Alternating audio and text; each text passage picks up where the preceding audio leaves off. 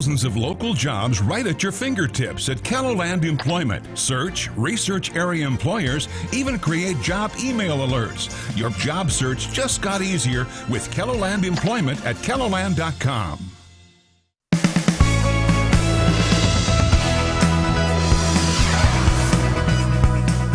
Coming up, we hear from Governor Kristi Noem about South Dakota's efforts to bend the curve.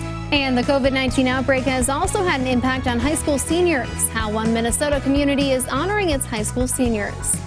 Good morning. This is KELOLAND on the go with all you need to know in news and weather as you start your day. We'll get to those stories and more in just a moment. But first, let's get a check of our weather with meteorologist Scott Munt. All right, well, good morning, you two. Good morning, KELOLAND. The big story coming out of weather today is the strong wind that is expected. And with that in mind, there is a wind advisory that covers much of the area today. Strong northwest winds, 20 to 35 miles per hour, with the occasional stronger gust over 40 miles per hour. That will continue into the early evening hours. I'll have more forecast details coming up here in just a couple of minutes.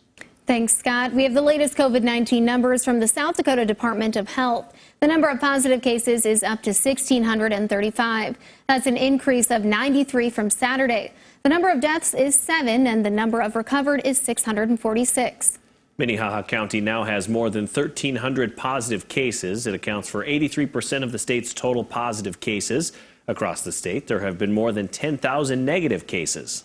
We've also learned about possible COVID-19 exposure at a pair of Sioux Falls businesses. According to the South Dakota Department of Health, an employee at a North Cliff Avenue Come & Go and an employee at a South Louise Avenue Walmart have tested positive. They were capable of transmitting the virus while working on these dates, April 9th, 10th, and 11th at the Come & Go. And for the Walmart employee on April 11th and April 12th. If you were a customer on these dates, the state health department says you should keep an eye out for symptoms for 2 weeks. Thanks to people practicing social distancing and other health protocols, Governor Noem says South Dakotans have bent the curve by 75%. The state was expected to need 10,000 hospital beds by mid-April if there was no action taken. We trusted the people of South Dakota to take personal responsibility for those actions, and they overperformed in a really big way. In fact, just by the mitigation efforts that South Dakotans took, we have bent our curve by 75%. Officials say it's now anticipated the state will need about 2,500 beds by mid-June. However, the state is still preparing for 5,000 beds. The Sioux Falls City Council is scheduled to make some tough decisions this week. Rather than moving forward with a stay-at-home order, they will be looking at other ways to slow the spread of COVID-19. Friday, at a special city council meeting, they went over the latest projections along with traffic counts and cell phone tracking. This is important information to understand as it creates an opportunity for us to determine what measures we can deploy to further flatten the curve and provide our healthcare partners with more of a capacity buffer, while also providing the needed support to the businesses and employees of our community who continue to be impacted by this pandemic. The council looked at what the city can expect under the current social distancing recommendations and what will happen if more things are added. You can check out those models on KELOLAND.com. The COVID-19 pandemic has many people in KELOLAND worrying about job security, and that includes those who are just getting ready to enter the workforce. Just 9 months ago, college seniors were stepping onto campus looking forward to their last year of higher education, but that optimism has since been replaced by uncertainty as they prepare to start their own careers. I'm just hoping that people are still looking at applications. I've still been applying. This is kind of like been a good time because I have a little bit extra time to find applications and jobs and that sort of thing, but also a lot of people are not hiring right now, or their applications are on hold because they're not in their offices. Students say another of their concerns is finding a job that pays well enough for them to begin paying off their student loans.